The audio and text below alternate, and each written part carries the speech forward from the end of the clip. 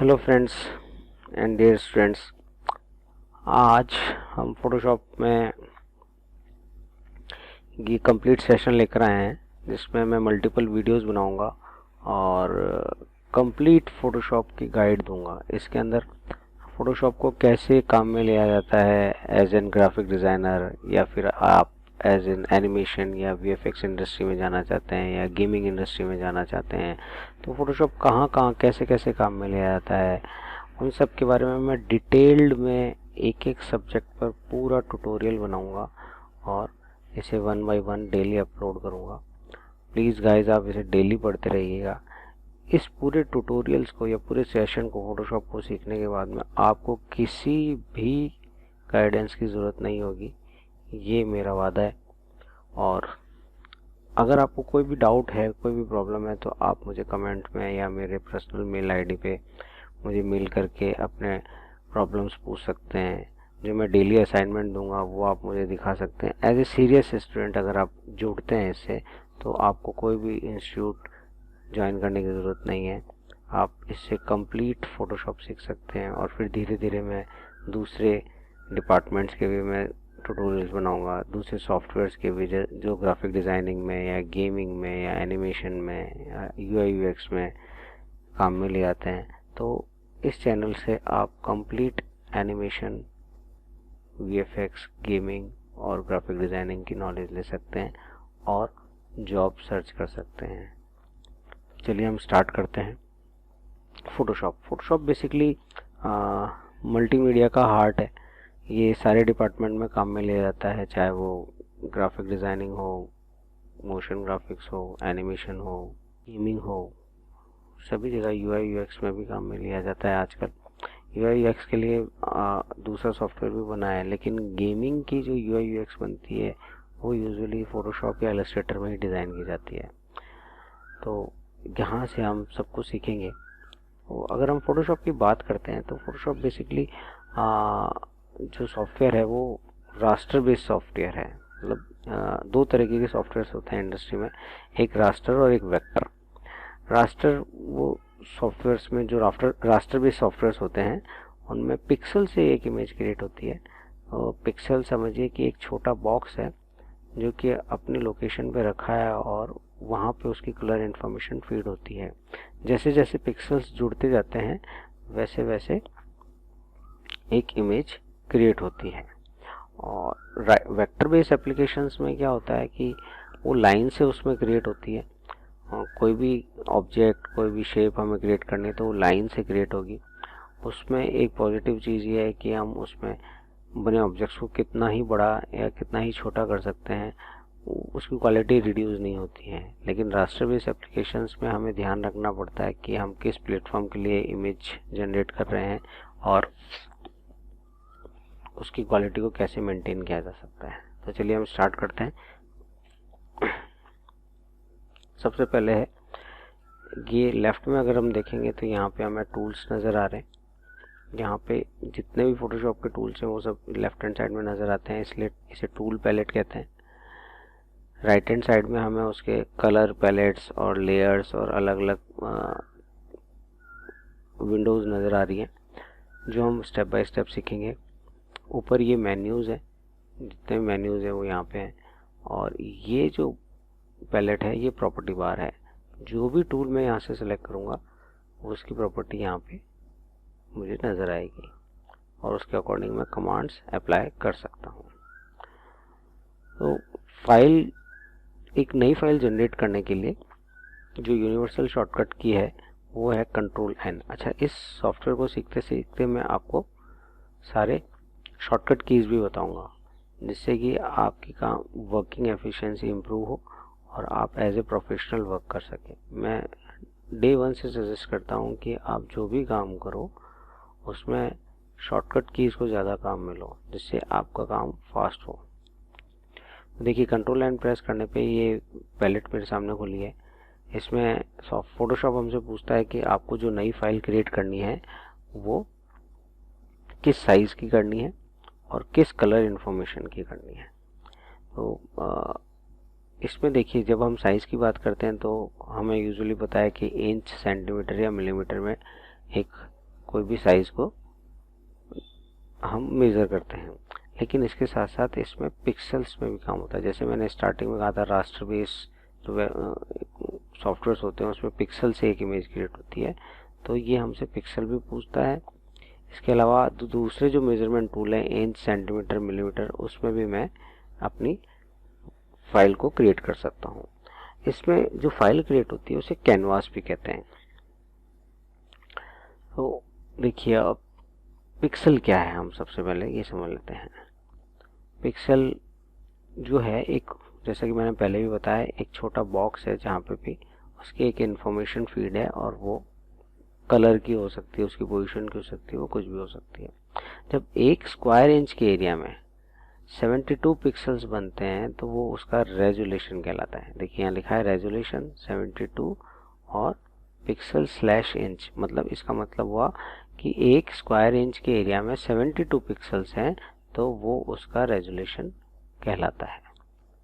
अगर इसे मैं इंक्रीज करता हूँ तो उसकी इमेज की क्वालिटी इंक्रीज होती है और वो उसकी डेप्थ और अच्छी बनती है। जब भी हमें कोई फाइल जनरेट करनी है तो हमें पता होना चाहिए वो किस काम के लिए बनाई जा रही है, मतलब वो किस प्लेटफॉर्म पे यूज़ होगी। अगर वो डिजिटली यूज़ होगी, देखिए 2 तरह के मेजरली डिपार्टमेंट है, एक या तो प्रिंट होगा या डिजिटली यूज़ होगा।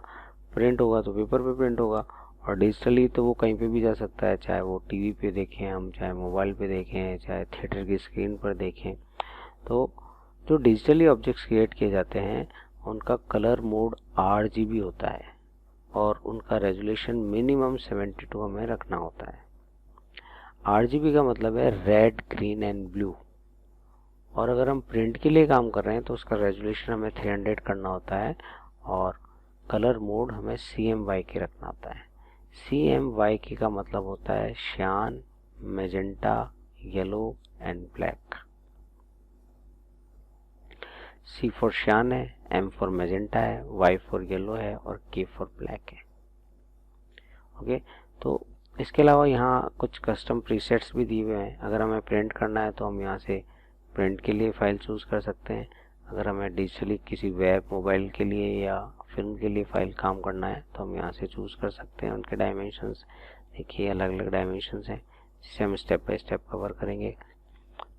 और कस्टम में क्या है कि हम हमारे हिसाब से कोई भी फाइल जनरेट कर सकते हैं। जैसे मुझे अगर सोशल मीडिया के लिए कोई पोस्ट डिज़ाइन करनी है तो मैं उसका साइज़ 1080 बाई 1080 लेता हूँ। यूजुअली वहाँ पे एक स्क्वायर फॉर्मेट चलता है, ये कोई भी साइज़ हो सकता है, 1080 बाई 1080 हो सकता है, 1200 बाई 1200 हो सकता है, 1300 बाई 1300 हो सकता है। जो भी हम साइज़ लेंगे वो स्क्वायर साइज़ में होना चाहिए। अब रेजोल्यूशन में 72 ही लूँगा अगर मुझे डिजिटली वर्क करना है, जैसे कि मैंने बताया। और कलर मोड जो होगा वो RGB रहेगा। ठीक है, अब नेक्स्ट कमांड है हमारे पास बैकग्राउंड कंटेंट। अब ये बैकग्राउंड कंटेंट क्या है? बैकग्राउंड कंटेंट का मतलब है कि जो फाइल बनेगी उसका बैकग्राउंड कैसा दिखना चाहिए। देखिए सबसे पहले लिखा है वाइट, मैं इसे ओके करता हूँ। ओके किया तो ये देखिए एक फाइल जो क्रिएट हुई है, इसका बैकग्राउंड वाइट है। अगर मैं कंट्रोल N प्रेस करता हूँ और वाइट की जगह मैं कह देता हूँ बैकग्राउंड कलर, या इससे पहले चलिए हम करते हैं ट्रांसपेरेंट। ट्रांसपेरेंट में क्या होगा कि बिल्कुल ट्रांसपेरेंट, ये अब यहाँ पे कोई भी कलर नहीं है। कलर भी फिल करना है तो मैं ही करूँगा, जो मुझे चाहिए वैसा मैं कलर फिल कर सकता हूँ और वर्क कर सकता हूँ। अब देखिए यहाँ पे 2 कलर हैं, ये 2 बॉक्सेस बने हुए हैं। एक में पीछे वाले बॉक्स में रेड कलर डाल देता हूँ और ऊपर वाले बॉक्स में मैं ब्लैक कलर ले लिया। तो ये जो ऊपर वाली बॉक्स है इसे फोरग्राउंड बकेट कहते हैं, फोरग्राउंड कलर कहते हैं, और पीछे वाला जो बॉक्स है या बकेट है उसे बैकग्राउंड कलर कहते हैं। तो अभी देखिए थोड़ी देर पहले जब आपने कंट्रोल N प्रेस किया था तो यहाँ पे उसने हमसे पूछा बैकग्राउंड कलर, तो इस बकेट में, इस बॉक्स में जो कलर होगा वो कलर अब मेरी फाइल में फिल हो जाएगा। हो गया। तो अब हमारे पास तीनों ऑप्शन है, मुझे वाइट कलर में फाइल क्रिएट करनी है, ट्रांसपेरेंट करनी है, या कोई कलर डालना है। यूजुअली जो मेजरली काम किया जाता है वो ट्रांसपेरेंट पे किया जाता है, जिससे कि फ्रीडम रहती है, मैं अपने हिसाब से कोई भी कलर सेट करके फिल कर सकता हूँ। ऐसा नहीं है कि हम बाद में फिल नहीं कर सकते हैं, बाद में भी हम उसमें कोई भी कलर फिल कर सकते हैं। ठीक है, अब हम चलते हैं सबसे पहले कलर सिलेक्शन कैसे किया जाता है, कलर पिक कैसे किया जाएगा, कलर फिल कैसे किया जाएगा।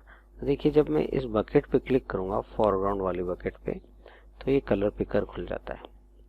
ये कलर पिकर में हमें साइड में रेड से रेड तक के कलर दिखेंगे। मतलब अगर ये समझिए किसी गोल ऑब्जेक्ट को सीधा कर दिया गया है, तो जहाँ से स्टार्ट हो रहा है ये वहीं पे ख़त्म हो रहा है कलर्स को। देखिए, रेड से स्टार्ट हो रहा है और रेड पे ख़त्म हो रहा है। देखिए, वापस ही ख़त्म हुआ, रेड से स्टार्ट हुआ, रेड पे ख़त्म हुआ, कोई भी यहाँ पे चेंजेस नहीं हुए। बीच में मुझे, जब मैं इसे ड्रैग करूँगा तो मुझे यहाँ से सारे कलर्स देखने को मिलते हैं। अगर हमें रेड ग्रीन ब्लू पे काम कर रहे हैं तो हम यहाँ से कॉम्बिनेशन बना सकते हैं। प्रिंट के लिए काम कर रहे हैं तो हम CMYK का कॉम्बिनेशन यहाँ से बना सकते हैं। डिजिटली का यहाँ से बनेगा RGB कलर मोड में, और प्रिंट के लिए CMYK मोड में यहाँ से बनेगा। अब देखिए, यहाँ जब मैं कलर चेंज कर रहा हूँ तो मेजरली कलर इस एरिया में चेंज हो रहा है। लेफ्ट में टॉप पर वाइट और बॉटम में ब्लैक कलर फिक्स है। तो जैसा कि हम जानते हैं कि किसी भी कलर में अगर मैं वाइट कलर फिल करता हूँ तो उसके लाइटर टोन्स बनते हैं, और अगर मैं डार्क कलर फिल करता हूँ तो उसके डार्कर टोन्स बनते हैं। तो सेम, अगर मुझे सपोज मैंने यहाँ से ब्लू कलर लिया, इस ब्लू कलर का लाइट टोन बनाना है तो मैं यहाँ से वाइट की तरफ इसे ड्रैग करूँगा, कर्सर को लेफ्ट, मैंने माउस को लेफ्ट क्लिक किया हुआ है और उसे वाइट की तरफ ड्रैग कर रहा हूँ। अगर मैं इसे ब्लैक की तरफ ड्रैग करूँगा तो ये कलर डार्क हो जाएगा, और इस एरिया में मिड टोन कलर्स मिलेंगे। ऊपर की तरफ जाएंगे तो ब्राइटर कलर्स मिलेंगे किसी भी टोन के, जहाँ पे ये कलर पैलेट का पिकर जहाँ रखा होगा वहाँ पे। और यहाँ बीच में वाइट और ब्लैक के इस एरिया में ग्रे टोन्स मिलेंगे, जिसे पेस्टल कलर्स भी कहते हैं। तो देखिए, ये ग्रे कलर मिक्स हो गया ब्लू में, है ना। तो इस तरह से हम कलर क्रिएट कर सकते हैं। जो भी कलर मुझे चाहिए मैं यहाँ से क्रिएट कर सकता हूँ। दुनिया के सारे कलर्स मुझे यहाँ पे मिलेंगे, कोई भी ऐसा कलर नहीं है जो यहाँ पे नहीं है, इस पैलेट में नहीं है या नहीं बनाया जा सकता। दुनिया के सारे कलर्स इसमें हमें देखने को मिलते हैं। ठीक है, एक बार मैं यहाँ से वाइट कलर लेता हूँ और ओके का, ठीक है। अब देखिए, यहाँ पे वाइट कलर है फोरग्राउंड में और बैकग्राउंड में रेड कलर है। अगर मुझे, अब मैं आपको शॉर्टकट की बताऊंगा कि कलर कैसे फिल किया जाएगा। ऑल्ट एंड बैक स्पेस, जो कीबोर्ड में ऑल्ट और बैक स्पेस का बटन है, उस पर जब मैं क्लिक करूंगा, दोनों को प्रेस करूंगा, तो ये फोरग्राउंड कलर फिल हो गया, ऊपर वाला। और अगर मुझे पीछे की बकेट का कलर फिल करना है तो मैं कंट्रोल और बैक स्पेस क्लिक करूंगा तो बैकग्राउंड कलर फिल हो गया। तो इस तरह से हम इसमें कलर्स फिल करते हैं। ठीक है, ये समझ में आया होगा, मुझे लगता है होपफुली आपको ये समझ में आया होगा। दोबारा आपको बता रहा हूँ, ऑल्ट और बैक स्पेस से foreground colour, control and back space से बैकग्राउंड कलर। फोरग्राउंड के लिए alt back space, control back space के लिए कंट्रोल बैक स्पेस से फॉर बैकग्राउंड कलर, और ऑल्ट बैक स्पेस से फोरग्राउंड कलर फिल होता है। ओके, अब हम इसमें टूल स्टार्ट करेंगे। ये देखिए, कुछ भी क्रिएट करना है फोटोशॉप पे तो ये टूल्स ही हैं जिससे हम क्रिएट कर सकते हैं। ये सबसे इम्पॉर्टेंट चीज़ है इसके अंदर। अगर हमें ये टूल्स हैंडल करने आते हैं तो हम फोटोशॉप में ऑब्जेक्ट्स क्रिएट करना, शेप्स बनाना, कोई डिज़ाइन क्रिएट करना, इमेज को एडिट करना, उसकी कटिंग करना, ये सब कुछ यहीं से हम सीख सकते हैं। हाँ मम्मी जी, आवाज लूँ मैं। ओके, अब इसमें फर्स्ट जो टूल है ये मूव टूल है। जो भी हम कोई ऑब्जेक्ट बनाएंगे उसको अगर मुझे मूव करना है तो मैं यहाँ से मूव कर सकता हूँ। ठीक है, जब भी मूव टूल सेलेक्ट करेंगे तो उससे रिलेटेड यहाँ पे प्रॉपर्टीज आ जाएंगी। सेकंड नंबर पे यहाँ पे रेक्टेंगल शेप में जो नज़र आ रहा है इसे रेक्टेंगल मार्की टूल कहते हैं। जब मैं इस पर क्लिक करूँगा तो ऐसे कि रेक्टेंगल शेप का ऑब्जेक्ट मैं क्रिएट कर सकता हूँ। देखिए ड्रैग किया मैंने, लेफ्ट माउस क्लिक किया और ड्रैग किया हुआ है ना। तो लेफ्ट माउस अभी प्रेस्ड है मेरा, लेफ्ट बटन माउस का। जब मैं इसे छोड़ूंगा तब ये रेक्टेंगल क्रिएट हो जाएगा। ओके, जब ये रेक्टेंगल क्रिएट हुआ है तो देखिए अब इसकी यहाँ पे मार्की टूल की प्रॉपर्टीज आ गई। प्रॉपर्टी बार पे प्रॉपर्टीज चेंज हो गई। जब मूव टूल था तो कोई और प्रॉपर्टीज थी। अब जब मैंने rectangle tool, marquee rectangle tool जिसे कहते हैं, इसे सेलेक्ट किया तो इसकी प्रॉपर्टीज क्रिएट हमें डिस्प्ले में आ गई। अब फोटोशॉप में एक इम्पॉर्टेंट चीज़ है या एक अच्छी बात यह है कि अगर मैंने कोई एरिया सेलेक्ट किया हुआ है तो उस एरिया पे ही सारी कमांड अप्लाई होंगे, उसके बाहर कुछ भी नहीं होगा। सब अब देखिए मैंने ये रेक्टेंगल बना दिया, रेक्टेंगल बनाया और मुझे अब इसमें कलर फिल करना है। तो वही बैकग्राउंड वाइट है, वाइट के ऊपर अगर मुझे रेड कलर फिल करना है जो कि मेरे बैकग्राउंड में है, देखिए यहाँ पे इस जगह अभी बैकग्राउंड में कलर है ये रेड कलर का, मुझे इस बॉक्स में ये कलर फिल करना है तो मैं कंट्रोल और बैक स्पेस प्रेस करूँगा, ये फिल हो गया। अब जब तक इस एरिया को मैं डीसेलेक्ट नहीं करता हूँ तब तक मैं कोई और काम नहीं कर सकता, या जो भी काम होगा वो इसी एरिया में होगा, इसके बाहर कुछ नहीं होगा। सपोज मैंने कोई दूसरा कलर लिया, यहाँ पे गए हमने ब्लू कलर लिया। अब ब्लू कलर फॉरग्राउंड में, मुझे फॉरग्राउंड कलर फिल करना है तो ऑल्ट बैक स्पेस प्रेस किया, ये आ गया। तो इस तरीके से हम कलर फिल करते हैं। अब इस एरिया को अगर डीसेलेक्ट करना है तो उसकी शॉर्टकट की होती है कंट्रोल डी। कंट्रोल डी से ये डीसेलेक्ट हो गया, देखिए ये एरिया सिलेक्शन हट गया, ठीक है। कंट्रोल जेड से अंडू हो जाता है जो कि एक यूनिवर्सल शॉर्टकट की है।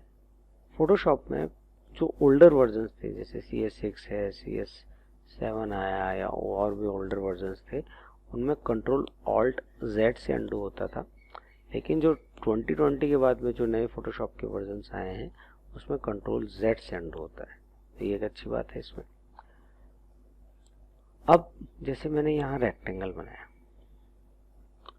अब मुझे लगा कि शायद ही रेक्टेंगल बड़ा है या छोटा है या मुझे कुछ इसमें ऐड ऑन करना है, तो मैं अगर ऐड ऑन करूँगा तो अरे ये देखिए पीछे वाला डिसेलेक्ट हो गया या चला गया, हाइड हो गया और नया रेक्टेंगल बन गया। प्रीवियस वाला नहीं रहा, मैं चाहता हूँ प्रीवियस भी रहे और नया भी रहे। तो उसके लिए हम क्या करेंगे, यहाँ पे 4 ऑप्शंस हैं। देखिए जो सेकंड नंबर पे ये ऑप्शन है ये ऐड सिलेक्शन कहलाता है। इसकी जो शॉर्टकट की है वो शिफ्ट है। शिफ्ट प्रेस करते देखिए ये हाईलाइट हो गया, मैंने कीबोर्ड से शिफ्ट प्रेस किया तो ये हाईलाइट हो गया। और अगर मैं शिफ्ट को छोड़ूंगा तो वापस डिफ़ॉल्ट पोजीशन पे चला जाएगा। तो मैंने शिफ्ट प्रेस किया, ये ऐड सिलेक्शन है। अब देखिए एक जो छोटा सा एक प्लस का आइकन और क्रिएट हो गया प्लस के सिंबल के आगे, इसका मतलब है कि जो भी मैं सिलेक्शन बनाऊंगा वो इसमें ऐड ऑन हो जाएगा। देखिए ऐड हो गया, ये ऐड हो गया। तो इस तरह से मैं ऐड करके एक नई शेप बना सकता हूँ रेक्टेंगल्स के साथ।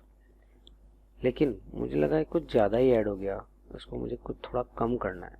कम करने के लिए हम क्या करेंगे, सब्सट्रैक्ट सिलेक्शन। अब सब्सट्रैक्ट सिलेक्शन, ये जो आइकन है या ये जो टूल है, कमांड है, वो सब्सट्रैक्ट सिलेक्शन की है। अगर मैं इसे प्रेस करता हूँ तो ये सब्सट्रैक्ट हो जाएगा, लेकिन मुझे तो शॉर्टकट की से काम करना है जिससे मेरा काम फास्ट हो। तो इसके लिए हम क्या करेंगे, ऑल्ट प्रेस करेंगे। ऑल्ट प्रेस करने के पर देखिए सब्सट्रैक्ट सिलेक्शन हाईलाइट हो गया, ये माइनस। अब देखिए प्लस की जगह -2 आ गया तो ये मैंने माइनस कर दिया, ये माइनस कर दिया, ये माइनस कर दिया। तो अब इतना ही पार्ट रह गया। मुझे अब इसमें कलर फिल करना है तो ये देखिए मैंने कलर फिल कर दिया। दोबारा एक रेक्टेंगल बनाता हूँ मैं। अब मुझे लगता है कि मुझे सिर्फ इसके बीच का पार्ट चाहिए, ये बस ये कुछ कॉमन एरिया मुझे चाहिए। तो उसके लिए हमें इंटरसेक्ट सिलेक्शन करना पड़ता है, जो कि ये 4th नंबर का कमांड है। इसकी शॉर्टकट की क्या होगी, शिफ्ट एंड ऑल्ट। इस बार हम दोनों कीज को प्रेस करेंगे, शिफ्ट को भी करेंगे, ऑल्ट को भी करेंगे। तो देखिए अब इसमें एक क्रॉस का बटन आ गया नीचे। इस क्रॉस का बटन का मतलब है कि ये सिर्फ कॉमन एरिया, जो मैंने एरिया सेलेक्ट किया उसे रखेगा, बाकी सब हटा देगा। दोबारा करके बताता हूँ। जैसे अब हम ऐड करते हैं सेलेक्ट, शिफ्ट के साथ मैंने ऐड किया, ऑल्ट के साथ मैंने माइनस किया, और शिफ्ट एंड ऑल्ट दोनों को प्रेस किया, तो ये कॉमन एरिया आ गया। अब मुझे कलर फिल करना है, जो भी कलर फिल करना है वो मैं इसमें कर सकता हूँ। कंट्रोल डी से ये डीसेलेक्ट किया। ओके, होप आपको यहाँ तक समझ में आया होगा। अब ये तो था एक रेक्टेंगल शेप है, लेकिन हमेशा एक रेक्टेंगल ही नहीं बनेगा। मुझे अगर कोई सर्कल या एलिप्स बनाना है तो वो भी कमांड मुझे इसके अंदर मिलेगा। देखिए इसके अंदर जो भी आपको टूल्स नज़र आ रहे हैं उसके आगे एक छोटा छोटा एरो बना हुआ है। देखिए यहाँ पे छोटा एक एरो बना हुआ है। इसका मीनिंग क्या है कि इसके अंदर और भी कमांड्स हैं और भी टूल्स हैं। तो जब मैं अगर इसे माउस को प्रेस करके रखूँगा थोड़ी देर, तो ये पैलेट खुल जाएगी। इस पैलेट में मुझे बाकी के टूल्स नज़र आएंगे। अगर रेक्टेंगल मार्की टूल हो या एलिप्स मार्की टूल हो, इन दोनों की शॉर्टकट की एम होती है। देखिए जो सामने लिखी है ये इसकी शॉर्टकट की लिखी है। जब मैं एम प्रेस करूँगा तो ये वी प्रेस किया, देखिए तो ये मूव टूल आ गया, एम प्रेस किया तो ये रेक्टेंगल टूल आ गया। रेक्टेंगल क्यों आया? क्योंकि यहाँ फ्रंट में रेक्टेंगल है। अगर यहाँ पे एलिप्स सेलेक्टेड होता तो एलिप्स बन जाता। अब देखिए मुझे एलिप्स बनाना है तो मैंने ये एलिप्स बना दिया, सॉरी सर्कल बना दिया। एलिप्स बनाना है तो मैं इसे ड्रैग करूँगा ऐसे, तो एलिप्स बन जाएगा। और अगर मैं बिल्कुल सर्कल बनाना है तो ये सर्कल भी हो जाएगा। आप चाहते हो बिल्कुल परफेक्ट सर्कल बनना चाहिए तो पहले शिफ्ट प्रेस कीजिए और ड्रैग कर दीजिए, ऐसे क्रिएट कर दिए तो माउस को ड्रैग करने पे ये सर्कल बन जाएगा। अब मुझे कलर फिल करना है तो ये लीजिए कलर फिल कर दिया, कंट्रोल डी से डी सेलेक्ट किया।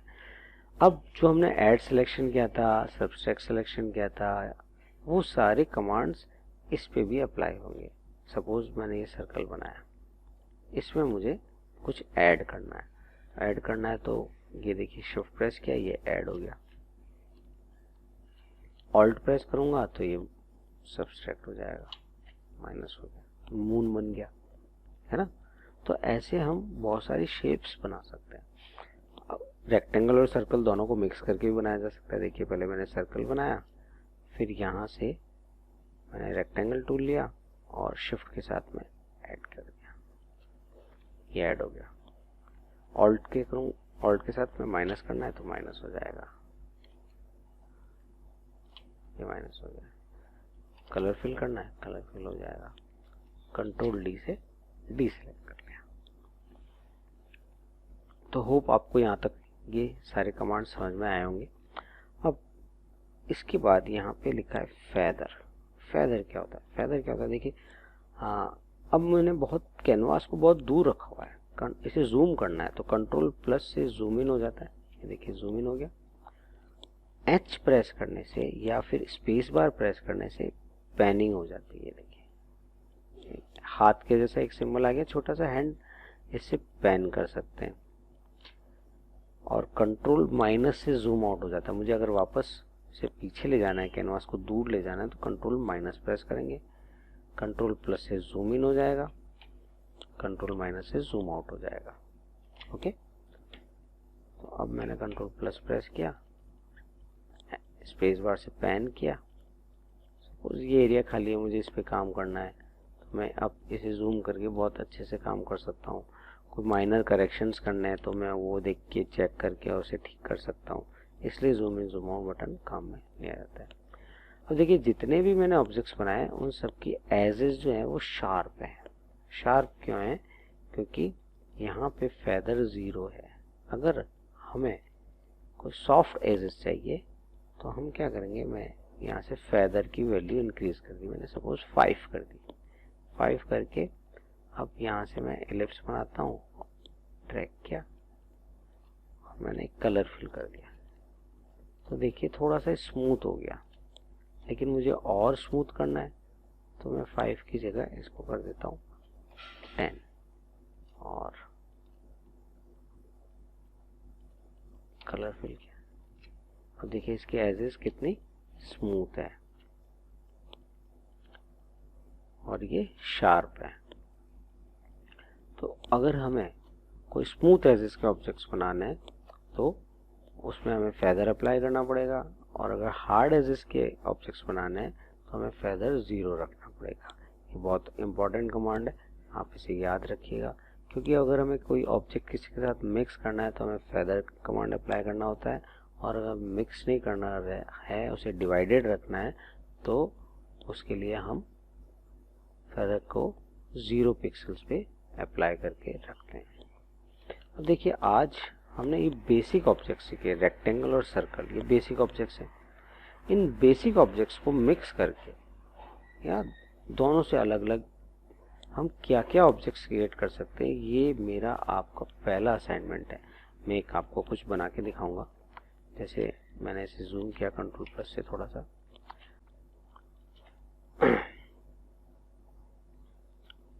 मैंने एक सर्कल बनाया, यहाँ पे कलर पैलेट पे गए और यहाँ से मैंने ब्राउन कलर ले लिया। सॉरी, मुझे इसे फेदर नहीं देना था, इसे 0 पिक्सल कर देता हूँ।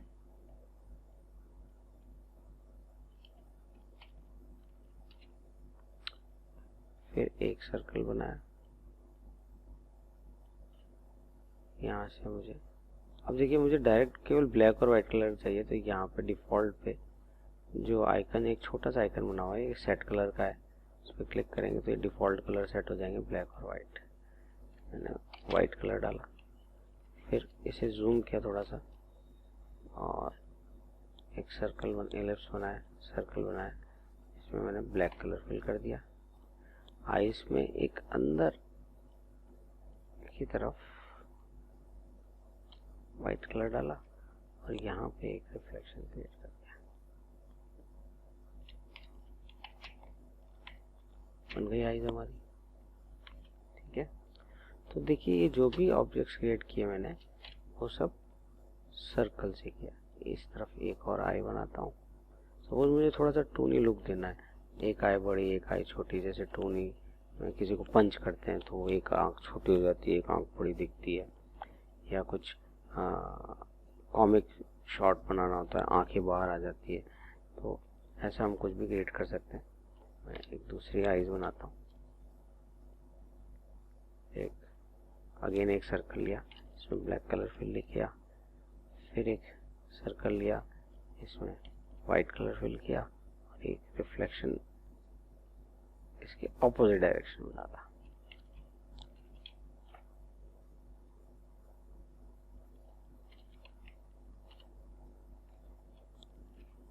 फिट हो गई।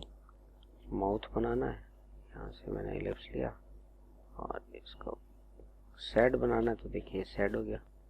हैप्पी बनाना है तो ऊपर की तरफ से इसे माइनस कर दिया, ऑल्ट प्रेस कर दिया, हैप्पी हो गया।